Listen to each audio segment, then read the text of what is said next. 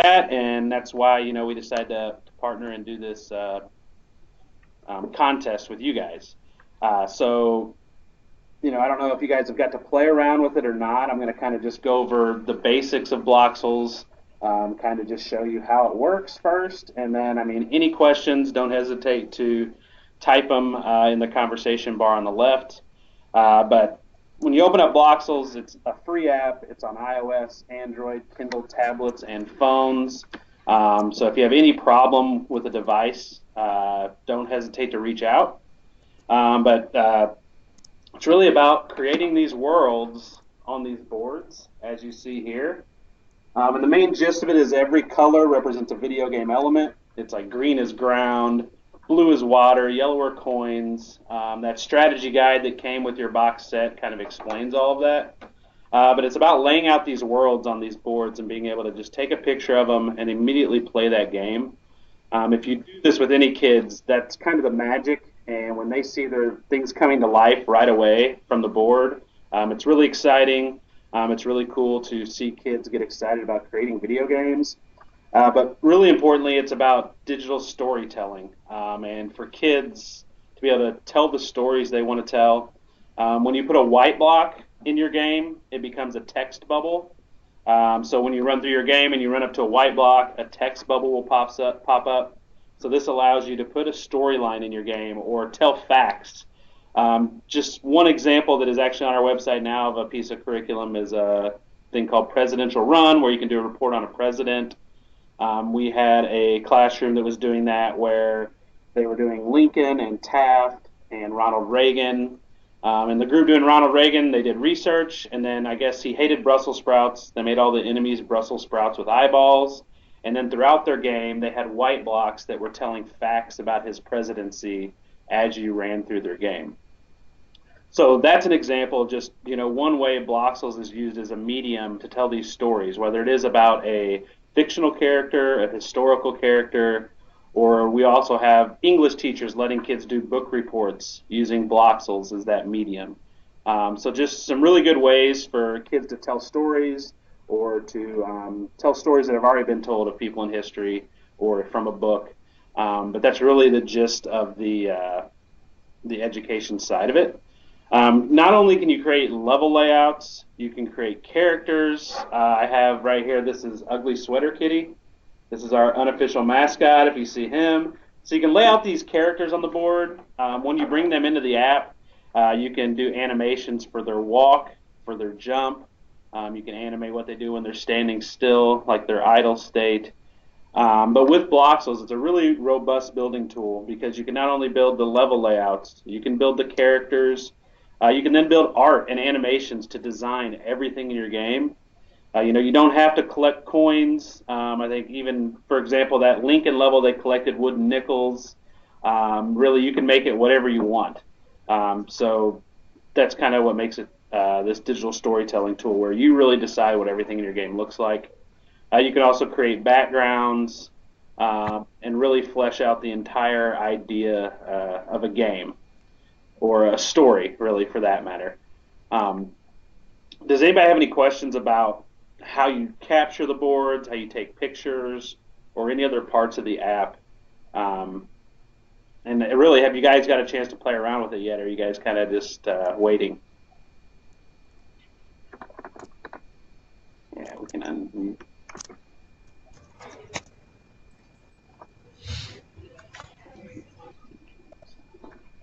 So somebody asked, how do you redeem your gems?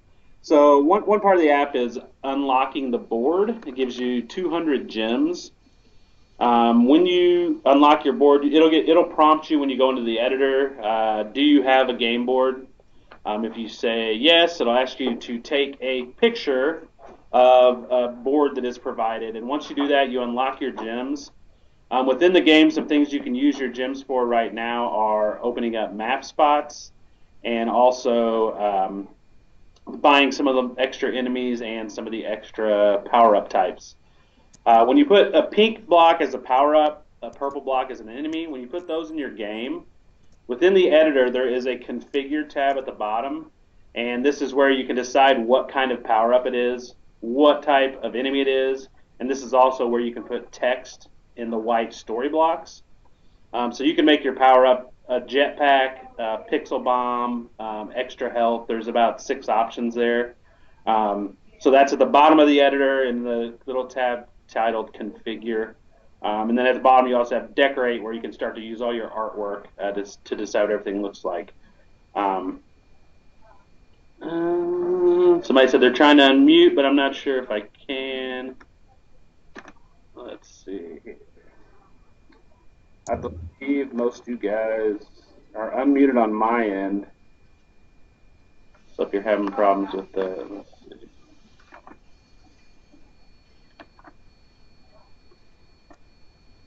Okay.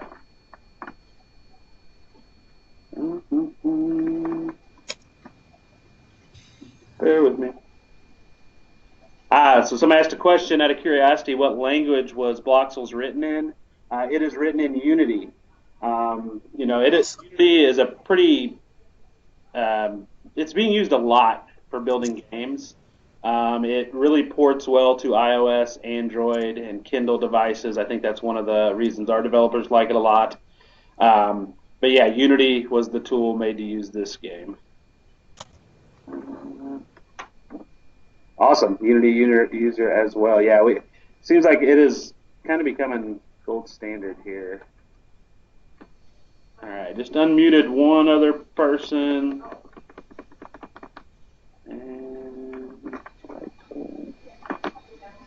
Okay.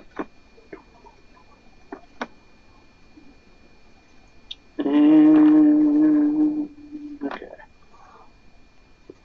Some other things with Bloxels is everything you create, you can share on what's called the infinity wall. Within the app, there's a little drop-down menu in the top right corner of about every screen you're in. When you click on the infinity wall, it opens up an area of the app that has just all kinds of tiles that you can take. If you can see kind of here, this is kind of how the infinity wall works. You can see people are putting their characters, their animations, their artwork, their games up on this wall, and this is where anybody else can play the games you create. They can actually buy artwork or characters from you with coins they've earned if they like your work, and then use them in their games. So we even have a lot of creators that are just building art, just building characters. They're not worried about level layouts. They're just an artist. And they get a lot of satisfaction of other kids buying their stuff, using it in their games. Bloxels is such a great tool for STEAM and STEM, and artwork is just a big part of that. Same thing with just video games in general. We're adding a couple people, and I'm unmuting you as you guys come in. All right. Now we got another question. It says, I've been testing out Bloxels with my kids and they love it. My question is about working with Bloxels with a class of students. My kids discovered that their work on one iPad wasn't accessible on another iPad, even though they were logged into an account. Is there a way to get around that limitation with a class of students, or do they have to make sure their access account from the same device? And Stacy says she's still muted. Let me see if we can find you and get you unmuted, Stacy. So that's a great question. Currently, right now, everything saves locally to the device. There is not a cloud sync option, but this is something actually within the next month, probably within the next update or the following one, we are fixing. We will have cloud accounts where all of your assets are now saved to that account, so you can log in on different devices and get all those assets that you created. So this is one that we definitely have heard from a lot of teachers, like trying to get the same kid to get that same iPad he had from last class session is not always easy. So we are fixing that, and it should be within the next month we should have that new cloud sync within the app. So great question, definitely one we've heard a lot of educators say it'd be a great feature, and we just had a meeting this morning in the office and they're getting that in this update. So that is very helpful, I know. Stacy, are you still muted? Stacy, you might need to go to the bottom of your screen and you'll see like a little video button and a little microphone button, and just push the microphone. You may be muted on your end. We've unmuted you on this end. hurt anybody as far as. Um,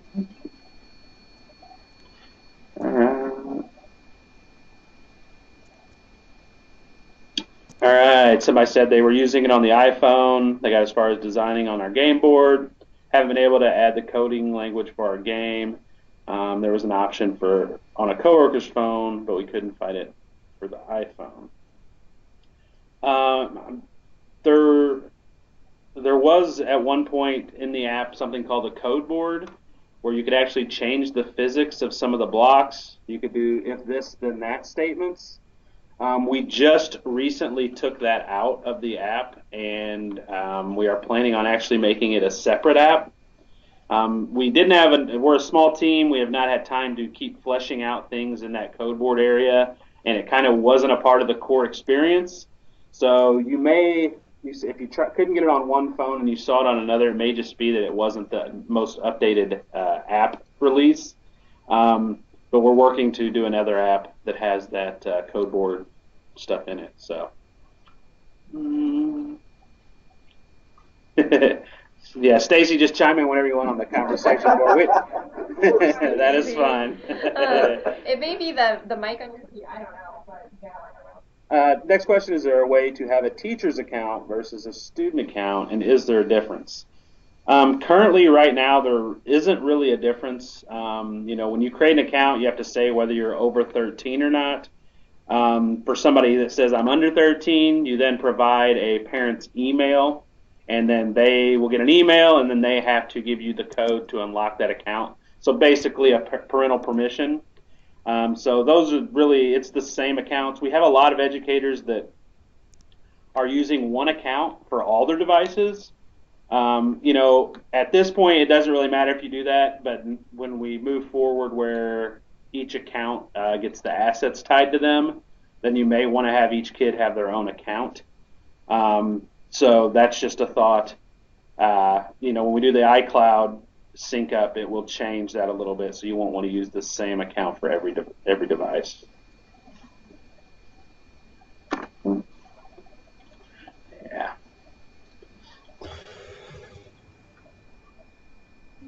I think that recent change worked. Can you hear me now? Yeah. Yeah. Oh, good. Can you say again where you said that teachers, the lesson plans that teachers are developing, where those are being housed? Is it just on Facebook, or is it also on your website? So on our website, we actually have a 1 and a 5 day lesson plan based on design thinking process. And then we also have a few activities. I think there's about 4 or 5 total. We do have a Bloxels EDU Facebook page. I think right now currently there's maybe 60 or 70 members, but there are a lot of teachers and educators that are just sharing how they're using it from day to day. So on that, you get a lot of good ideas. We do have an Educator Ambassador program. So we have about 60 Educator Ambassadors that are also doing stuff, whether it's going to events around the country, creating curriculum, and with the 5 packs or more when you order, we just created a EDU handbook that also has 10 new activities for educators and ranging different grade levels. So that's super helpful. We hope to get that out very soon. It's actually supposed to go to print next week, so that'll be something new that we can share. We got another question. Can students edit games that have been posted to the infinity wall? Example of continuing to build off someone else's work. So on the infinity wall, you can get anything you want off the infinity wall, but you cannot buy someone's entire game. But when you put something on the infinity wall, it also stays in your library, so you can continue to work on it, edit that, and then you could put it up again if you've added more rooms or added more features to that game. But you cannot take down somebody's entire game. It was kind of, kids when they create their games, they don't want just somebody to be able to just take their entire game and then, they get really defensive about, hey, that's my game type of thing. And it happens occasionally even with art and characters because you can share so easily and people can buy stuff from you. But games are the only thing where you can't take it off the infinity wall. So good question there. And if you have that on that one account, anywhere you sign in on that account, once we get the iCloud system in, you will be able to edit from there. So.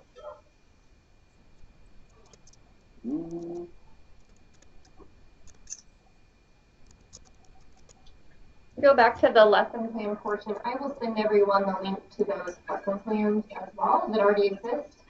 Does anyone have any questions on the education program, creating one of your own, and that component of the contest? Is that pretty clear, or? Is everybody feeling okay about that?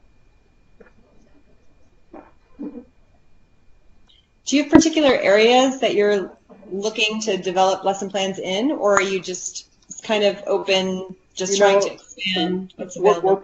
We're pretty open. Honestly, we've got a few activities, but we really want to, just try to cover different age groups, different grade levels, different subject matter, whether it's science or English or history or math. We're just really trying to expand it out as much as we can. We want to be able to provide these as free resources for teachers. And museum educators. And museum educators, yes. Same thing across the board. We want to have all these resources readily available. So when you're trying to find something to do for third grade math, maybe there's something out there for third grade math or fifth grade science. And it's been really cool to see all these things that people are coming up with, whether it is book reports or whether it is doing reports on presidents. We had some people that were creating games on climate change. And that white block, that story block, is the main reason you can really turn anything into this video game into an educational piece, because you can provide facts, you can talk about subjects, and really flesh out, storylines through that. In terms of this museum contest specifically, really any subject area, any age level, it could be mixed ages. So just, if you have a program out on the floor and like a family comes up and it's intergenerational, that's very much accepted as well. It's a little looser than like probably a school curriculum because it'll be different. It could be a camp curriculum, it could be or a camp program, or it could be, Girl Scout or Boy Scout. Whatever you think would work with what you currently do at your museum is really what we're going for. And then make it specific to a museum context. So there already are a lot of teachers making curriculum for this game, but there aren't a lot of museum people, and we want to get that out there. So that's kind of the purpose of this. Yeah, for sure. And somebody asked when the lesson plans are due for this contest, and November 30th yep. is the and submission I'll send that date. Again. Yeah. And so another thing too, we are going to narrow this down. We're going to pick somebody as a winner of the contest, and that person will get a game jam at their museum or science center. So we'll fly wherever you guys are. We'll host, a half a day of a game jam, and we want to provide you with a 20-pack set of Bloxels boards and blocks. This will include the new EDU handbook and different things like that. So pretty cool prize. And as far as setting it up, we'll probably try to do it sometime in 2017 just because of the holidays and all of that. But we've done quite a few game jams. We've done a few here at the St. Louis Science Center and really all over the area here in St. Louis. And they are just a great way to introduce kids to Bloxels and just get them thinking about game design and some critical thinking with storylines and stuff like that.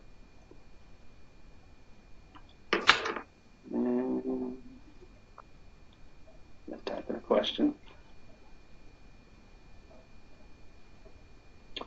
All right. Are there requirements for the lesson plans?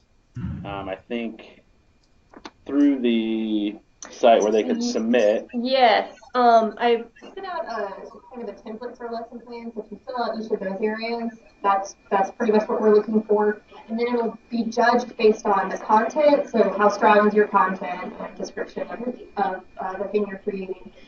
Creativity. So do you apply it in a kind of different way than the existing lesson plans available? And then applicability to museums. So explain how you're using it in museum context. It could even be with students from a school, but at a museum. As all of us know, informal education is different than formal ed, so we want to make sure we're capturing that in the curriculum. And I'll send all that info again next week as a reminder, and reattach those to everyone who got a Bloxels set, as well as like the deadline, and then how you'll submit it. I'll have a couple ways to submit it. It'll be either by Dropbox or email to me if that doesn't work. So we'll get that worked out as well. Yeah, and honestly, moving forward too, during the next month or so, when you guys are thinking about these things, if you have questions, Yes. if you have questions about the app and you can't figure out how to make a background or do an animation for a character, or any of those things, don't hesitate to reach out, me or Christina. We would be happy to answer any questions. On our website at bloxelsbuilder.com, there are also some really good tutorial videos. Like I said, there's examples of different curriculum that people are creating there and lesson plans and just a lot of information. So if you are running into any problems, don't hesitate to reach out. And there's always the website there, which is a good resource. And then we also have contest info on the Science Beyond the Boundaries website. I'll send that link as well as the Bloxels website link again as well. And it also has info about those who will be judging the contest. It's not us judging it, it'll be some outside partners that will be judging it. So we have a couple of education experts, a museum professional, and am I missing someone as well? No, I mean, their bios are listed on the website, so yeah. we'll pass that along. Yep. Somebody says, are you working on an app for Windows platform? And the answer is yes. We are working to get it available on Mac and PC and also Chromebooks. In fact, now I know Chromebooks are becoming bigger and bigger in schools, and they're a little bit of a cheaper device. So a lot of places, if they're buying, 10 devices, they're going to Chromebooks. Currently, I think if you buy a new Chromebook, there's actually a plug-in where you can actually get Android apps. So it actually already works on some of those Chromebooks. But we are working to port it into all Chromebooks. I know tons of schools are switching to Chromebooks just because they are a little bit of a cheaper option. iPads are not cheap. I think we all know that. So something we're working on. So Mac and PC hopefully will be coming by early next year at the latest. So that's a good question. And got a couple more typing.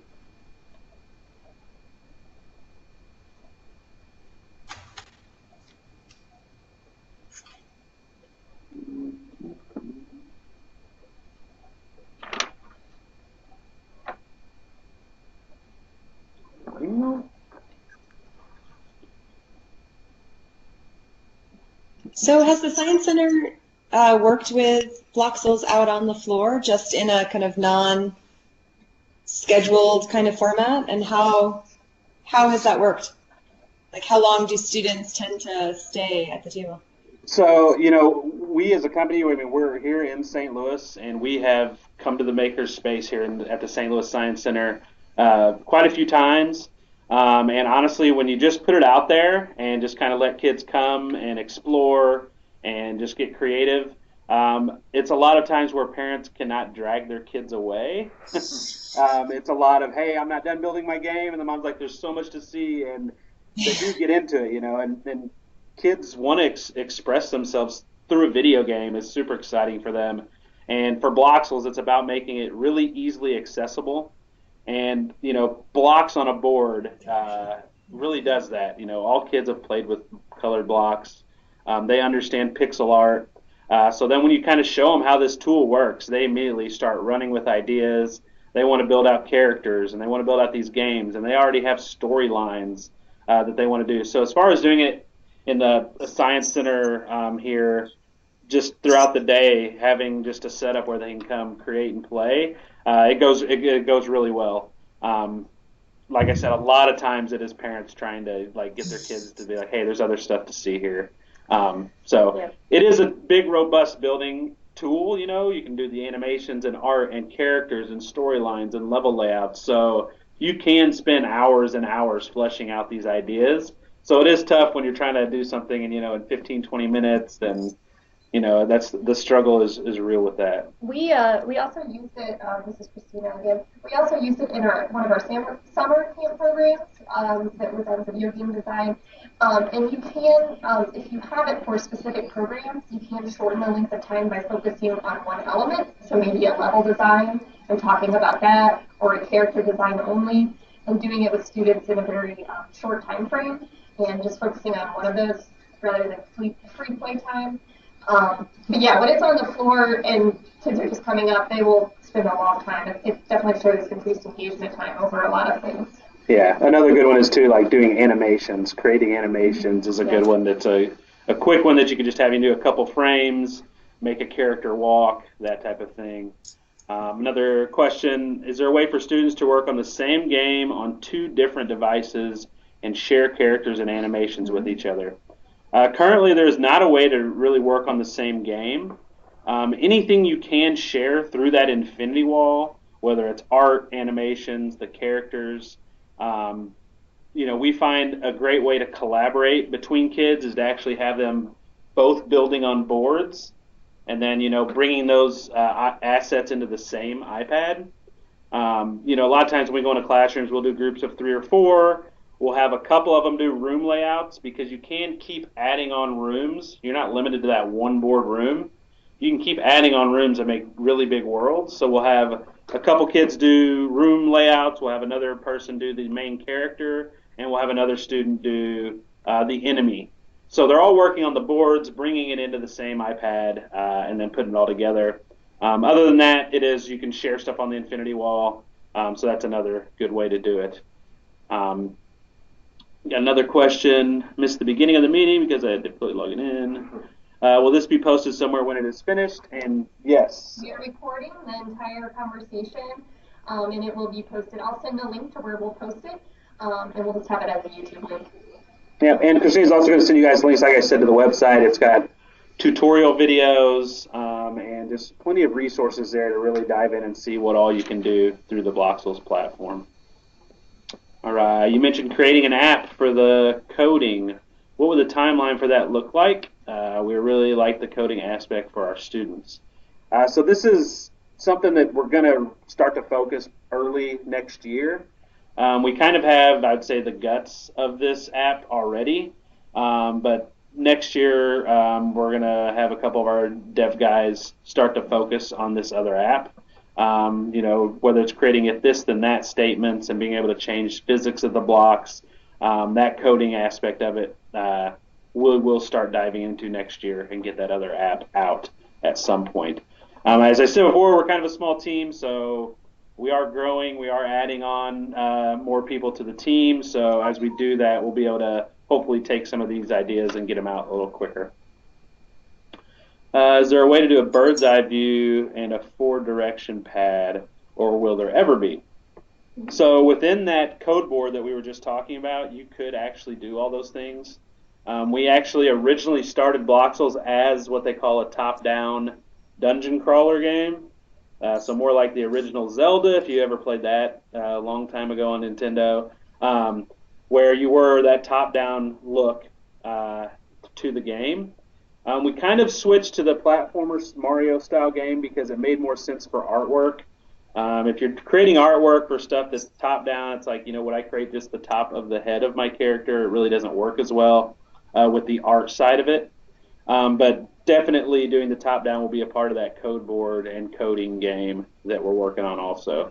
And it's something we've even thought about implementing within the Bloxels Builder app now, where you can kind of switch and have top-down looks. So, yeah, it's just so hard to do artwork for top-down games because it's not nearly, and animations, all those things just doesn't look as good from the top. Yeah, a mapping tool, yeah, it'd be great for that. We even talked about adding the top-down into where you could put little mini games within your games that were then top-down, but that's just right now, just an idea. So, good questions.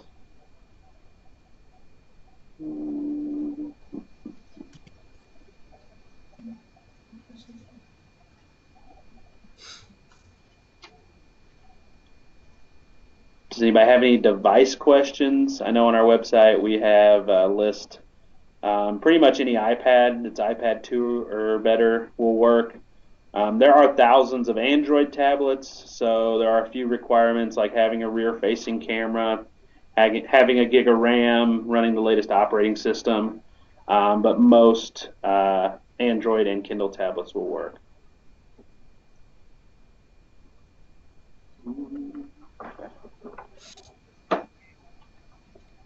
People typing.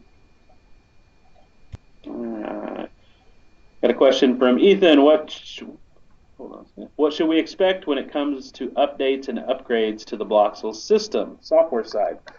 So we are, we do updates about every 3 weeks. That's kind of the sprints we've been doing are 3 week sprints. There are times where we are featured heavy on the updates, where we're adding new power-ups, new enemy types. I haven't talked about this yet, but we just added an update or two ago where you can add brains to your enemy. And this is kind of a little coding aspect to it, where when I create an enemy, I can add a brain to them, and they have to be done on the boards. And each color is an enemy attribute. So blue, as many blues as you put on the board makes them bigger. Purple is projectiles. Oranges are speed, so the more oranges you put on the board make them faster. So you can capture these brains and add them to your enemy. One of our major feature requests from all kids where we want to be able to create bosses. So this kind of answers the bill on that. You can add a whole bunch of blues and make a guy really big. You can make him faster. Some different attributes there. So with the updates, sometimes you're doing really featured heavy stuff that is definitely way more cooler, like adding power-ups and enemy types. And then sometimes it's optimization. We're continually working to make the camera as good as it can be for capture, or whether it's a memory thing. So the updates kind of vary. Sometimes, they're boring updates where it's mainly about memory issue stuff and fixing bugs. And then other updates, it's about, adding awesome features to get kids excited about new stuff in the app. So good question. Looks like somebody had a question. Are you guys working on a hard mode, something to make both the designing and gameplay more difficult for older students? So good question. I think the brain boards, definitely you can make the enemies a lot tougher. Just like the more pink blocks you put on, it makes their health go up. The more red blocks makes them more aggressive. So you can make things harder from a gameplay perspective. And, we're going to add brain boards for heroes and just keep adding more things. One thing I can say as a small company we do really well is we listen to feedback. We listen to our users. We listen to teachers. And we really hear what people want to see. And we do our due diligence to get that into updates in the future. So. Let's see. Free of cost once original units are purchased. Are you gonna Apple iPhone 7s? I'm not quite sure what Ethan's asking there. Are you talking about like adding taking away the headphone jack for the iPhone 7 and making you spend more money? If that's the question at all, the answer is no. Really, everything you need for building with Bloxels is in that beginner starter kit, and we're not adding anything. There's no in-app purchases, no plans on adding anything like that on the software side. I think maybe 2 years down the road, we have talked about making a connected game board where there's actually like RFD chips in the blocks, and you don't have to capture with the camera. It would put them in real time. But again, that is down the road and would be a completely different product. So I think that answered that question.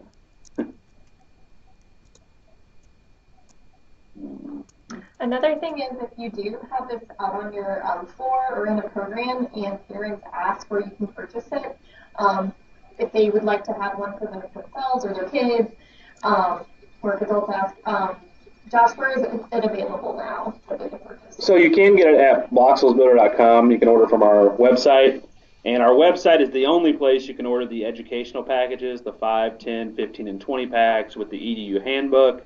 But as far as individual purchases, they will soon be in all Toys R Us, Target. They will be in Walmart's, Best Buy, Barnes & Noble.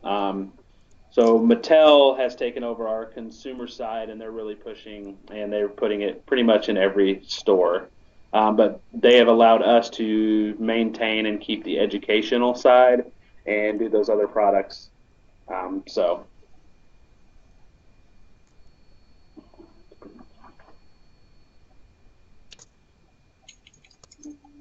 more people typing. Do you know when the education packs will be shipped? So currently they are going to start shipping. We actually have created a new box for our 5 packs. It's a way easier way for teachers to house them all in a box, and they actually have pull-out trays, so they're a little bit easier to work with in classroom sessions. And we are starting to ship those early to mid-November. So if you ordered now, those would ship out, I mean, at the latest mid-November. So, And if you are a contest winner, we'll be closing the contest on December 16th, which is a Friday, and they should ship out that should ship out probably the following week or around then. yeah, that 20 pack. The 20 pack, yeah. So Yeah. you would get that probably by the end of the year for 2017. Yeah. But yeah, if you want to order now, mid-November is the latest. They'll be shipping out by then. So this is a good question. How did you come to the decision for a 13 by 13 pixel ratio versus 12 by 12, etc.? You know, we get this question a decent amount because people want to ask why it's not 16-bit, 16 by 16, which is, you know, kind of that standard old school Mario style is 16 by 16. You know, we tinkered and prototyped a few different boards. We had a 20 by 20 board, but we felt like that was too big. It wasn't something a kid could fit in a backpack. Then we did 10 by 10. Obviously felt that was way too small. We also wanted to have an odd number because for artwork, it's nice to have a center point when you're building artwork and doing animations. So we ended up falling on 13 by 13. We liked the size. We liked that odd number for that center point.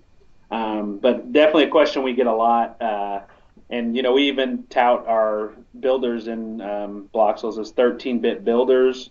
We actually kind of have a kids program through our website where we highlight these 13-bit builders and the stuff they're creating. So, great question.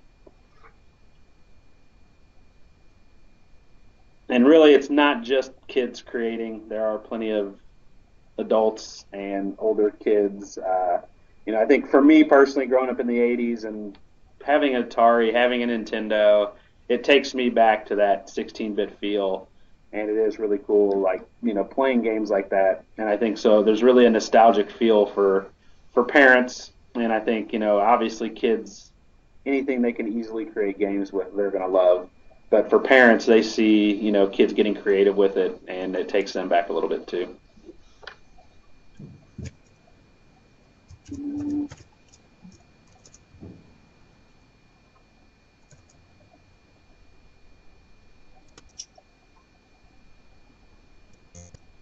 We got a few more typing.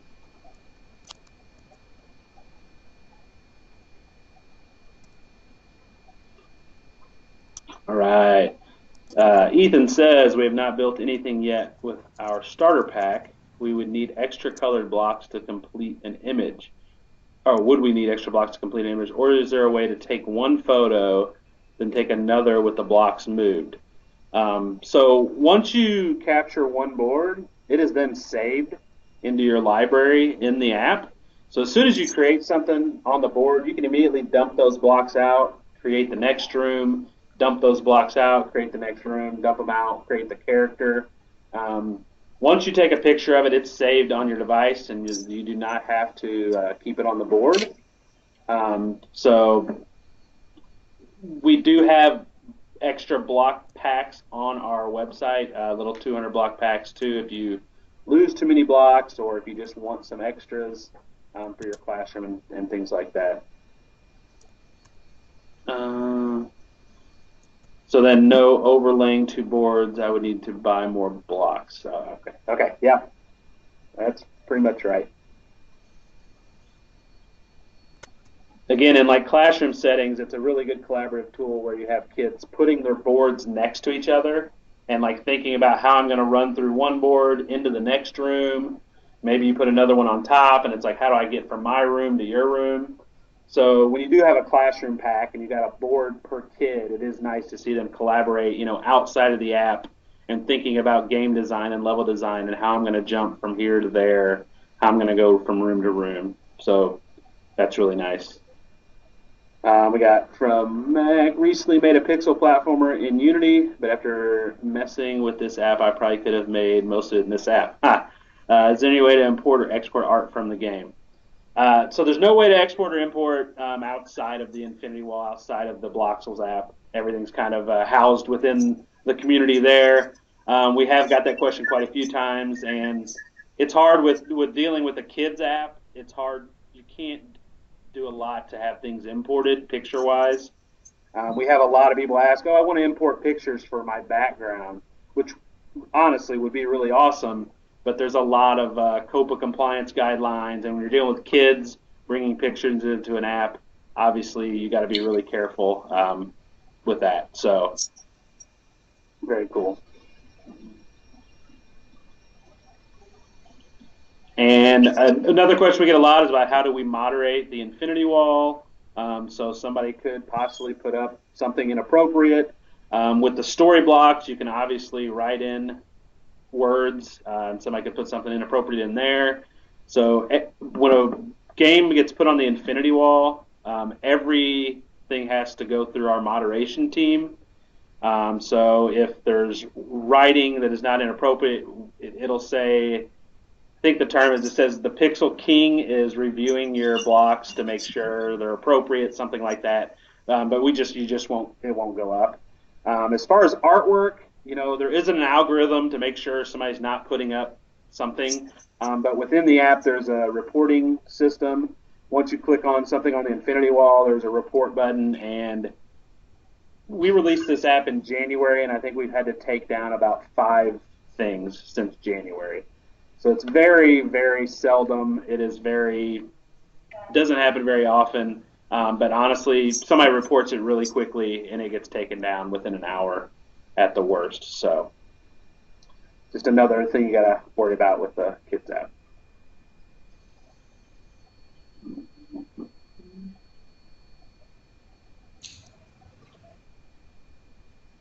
We got a couple more people typing, or if you have questions, you can shout them out. Your mics should be on now if they're on your computer, so.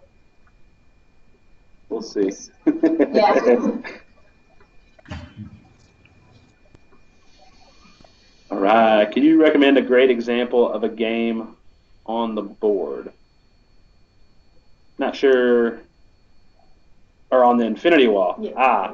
So on the infinity wall, there is a button in the top right. It is a little crown in the top right on the infinity wall. If I can show you that. Is that seeing it? I don't know if that's working really well. It might not be well focused, but you get.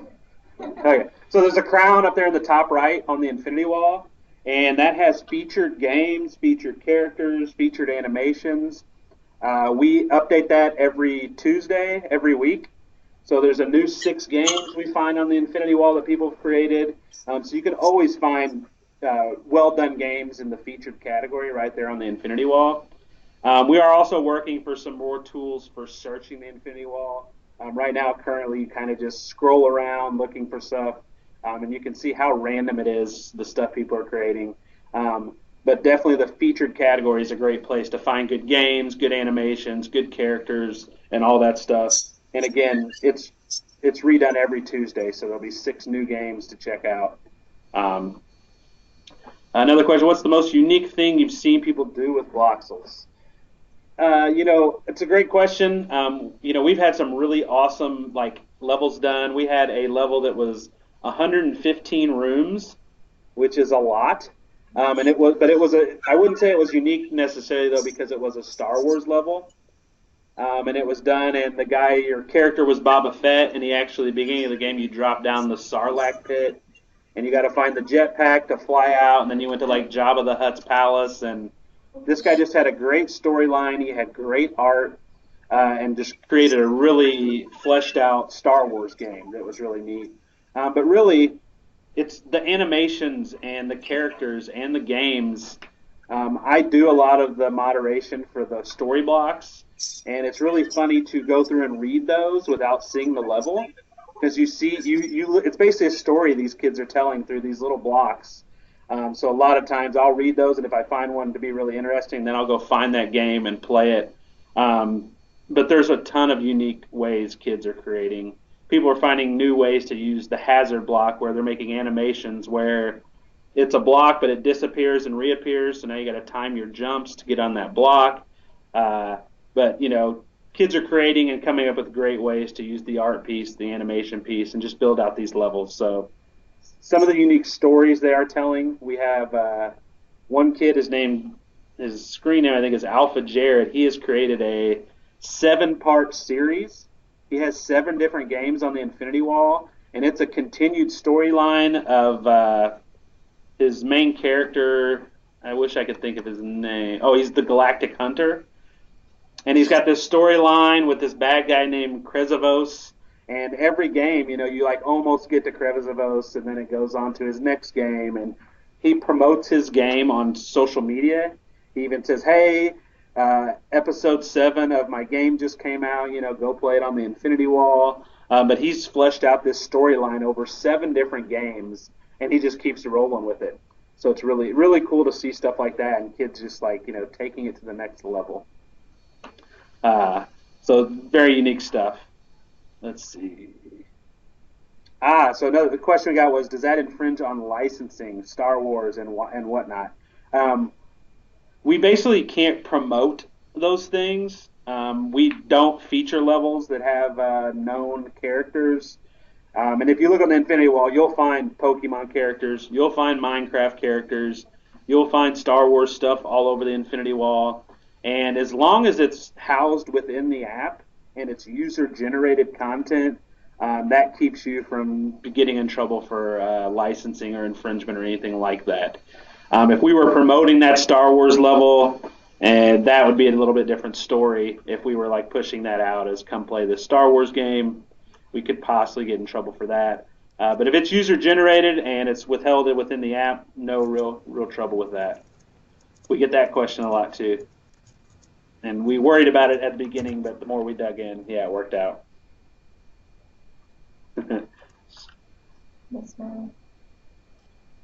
Yeah, fair use of parody, right? Yeah, exactly.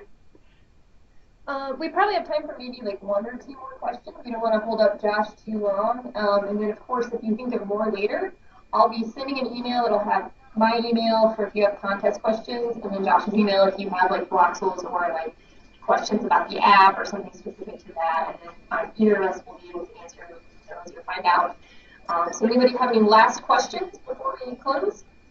Yeah, and again, I'd like to, if you guys checking out the website, you can really get a good feel for things. You can there's a lot of resources there to see examples of the lesson plans and activities and the tutorial videos, and we've got videos of us working with kids in classrooms and stuff like that. So that's a good place to get a good start and kind of just really see how Bloxels works.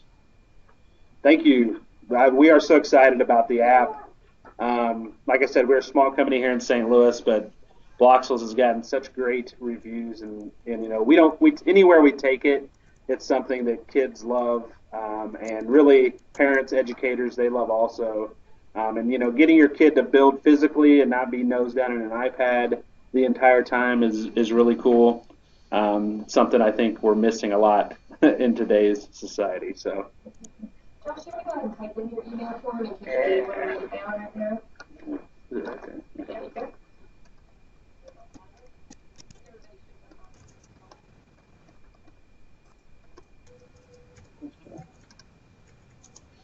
Yeah, so there's my email address directly to me, and like I said, if you guys have any questions specifically about the app or about anything really, don't hesitate to reach out.